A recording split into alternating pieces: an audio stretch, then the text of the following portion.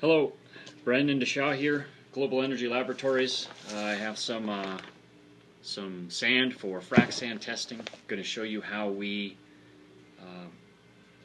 first bring it into the lab and then initial processing such as wet sieve for this one. So I've got the bag of sand here, fresh in from FedEx that a client sent in. So I've got it, and first thing we do is check the integrity of the bag, make sure that the bag hasn't been ripped so that we don't have any contamination of the sample in here. And then we go ahead and we're always cleaning our equipment here in the lab, making sure we don't contaminate anything. We're always weighing to make sure we know how much of the sample there is, and if we lose any during, say, the wet sieve process. So we're continually weighing. And we're always splitting. We're always using our sample splitters that make sure that we get a random sample. So anyway, let me reposition the camera, show you our scale setup. So you've got the scale right here, the background. So I've got the bag of sand. I'm just going to put that on the scale. Very complicated. Read the number of grams that the sample is off the scale, record it in our logbook, in our records, and then we'll do the wet sieve. Then we'll weigh the bag after that, subtract it to determine exactly how much raw sand that we had, and then we'll also, after the wet sieve, we'll put it in the oven to dry, and I'll show you that process. And then after it's all dry, we'll cool it off and weigh it again to determine how much of the sand was lost during the wet sieve process.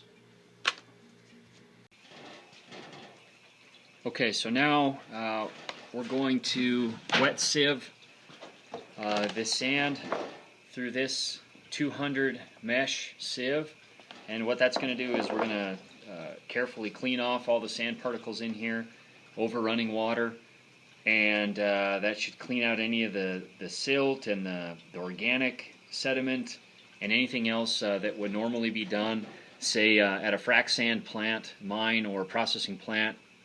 You're going to have hydrosizers, and they're going to wash, hand size the sand at the same time. So in the lab here, we attempt to replicate that.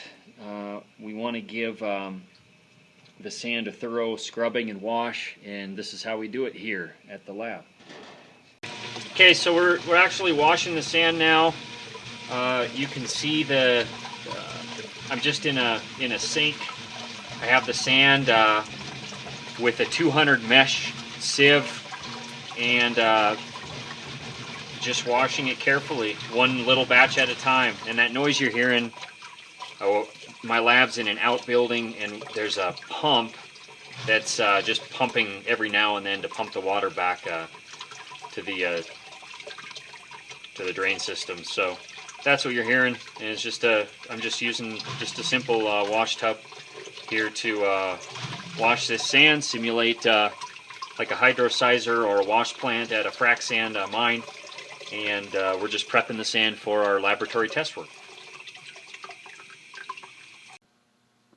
Okay, so here is what the sand looks like after it's been washed via the dry sieve, just some wet sand. But what's interesting here is if you rewind the video and take a look at what color the sand was before, it was a red color, and now it's basically brown. So the washing is very important to get rid of all that silt and sediment that's surrounding all the sand. So we'll have some nice clean sand, and we'll just place it here in the oven, 250 degrees Fahrenheit, or roughly thereof, and it'll dry overnight.